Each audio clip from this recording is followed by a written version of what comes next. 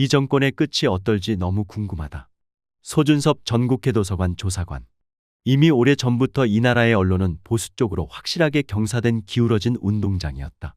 그리고 이 압도적 보수 우위의 언론 생태계에서 진보를 표방하는 언론이나 평론가들도 스스로 보수의 애완견이고자 하는 경향 역시 만연되어 있다. 이러한 류의 대표적인 주장은 바로 여야 간 협치 혹은 양비론이다.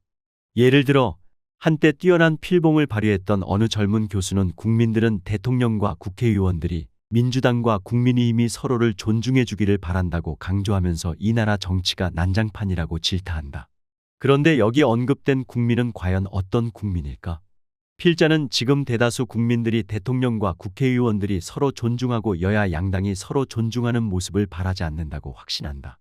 이미 그런 것을 아예 포기했거나 아니면 총선에서 보여준 민의처럼 확실하게 현 정권을 견제하고 투쟁하기를 바란다고 본다.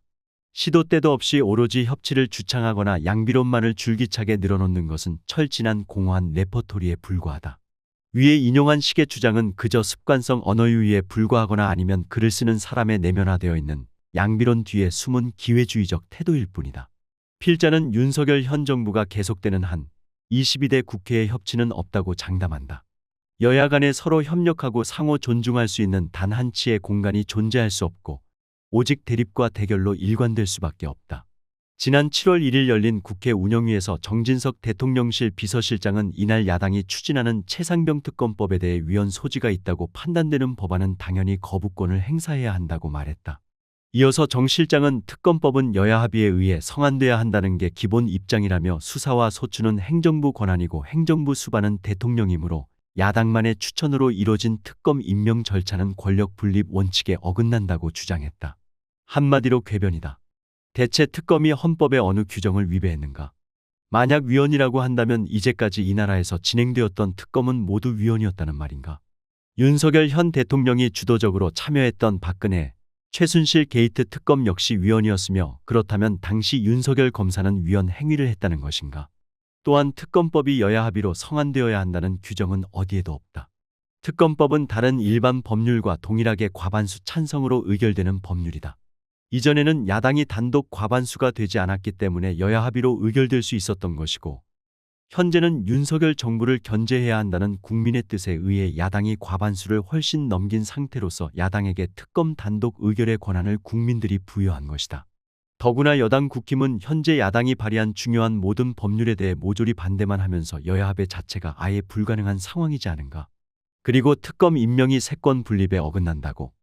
대통령의 거부권 남발이야말로 민의에 의해 구성된 입법부의 입법권을 철저히 부정함으로써 세권 분립 원칙에 완전히 어긋나는 행태다. 현재 최상병 사망 사건은 모든 정황이 오로지 한 곳을 가리키고 있다. 만약 지금이라도 이 나라 최고 책임자 본인이 이 점을 인식하고 솔직하게 인정한다면 국민들은 이 단일 사건만으로 탄핵하는 사태를 바라지 않을 것으로 판단한다. 그러나 현재까지 보여준 갖가지 행로에 비춰 추론해본다면 절대 그러한 시나리오로 흘러갈 리 없을 것으로 보인다. 그와 반대로 오직 자신의 뜻대로만 그리고 자기가 속해 있는 조직 논리와 사고방식으로만 일관해온 그 관성으로 밀고 나갈 가능성이 거의 100%다. 이쯤 되면 그냥 막 가자는 거다. 그래서 그 미래는 진정 어둡다. 우리들이 깊이 성찰해야만 하는 중요한 한 가지 사실은 매일같이 언론에 도배되고 있는 제1야당 대표의 이른바 사법 리스크, 바꿔 말하면 정권이 제1야당 대표를 한사코 구속시키고자 하는 사안이다. 제1야당 대표가 거의 매주 불려나간다. 이는 여야 정쟁이 특별히 극심한 우리 정치사에서도 일찍이 목도할 수 없었던 장면이다. 1979년 박정희 유신 독재는 제1야당 대표인 YS의 의원직 제명을 강행했다. 하지만 그러한 무리수는 결국 유신 정권 자체의 몰락으로 이어지고 말았다. 오늘의 이 비정상적인 사태가 우리 사회에서 마치 정상적인 과정으로 받아들여지는 데는 검찰 측의 정보 받아쓰기를 금과 옥조로 삼으면서 너무나 익숙하게 길들여왔던 언론의 영향이 컸다. 주지하는 바처럼 이 나라 검찰 집단은 세계적으로 유례를 찾아볼 수 없는 무소불위 권력을 독점한 집단이다. 기소권을 독점했을 뿐만 아니라 사실상 수사권까지 수중에 장악하고 있다. 검찰은 영장 청구권을 포함한 직접 수사권과 수사지휘권, 불기소권을 포함한 기소권과 공소유지권을 가지고 있으며 재판 이후에는 형 집행권까지 행사한다. 세계 검찰의 역사를 통틀어봐도 찾아볼 수 없는 가히 초특권적 권한이다. 이렇게 하여 형사 절차에서 재판권을 제외한 거의 모든 권한을 배타적으로 독점하고 있다. 가장 심각한 점은 그 어떠한 견제 집단도 부재하다는 사실이다. 그리하여 이 나라 검찰 집단은 자신들을 우리 사회의 유일무이한 심판자로 오판하게 된다. 스스로 지상의 잠재적 범죄 혐의자들인 중생을 다스리는 천상의 심판자로 인식한다. 최근 검사 출신인 한 여당 의원이 최상병 사망 사건을 말하면서 군 장비 파손을 예로 들어 설명한 것은 그들에게 너무도 자연스럽다.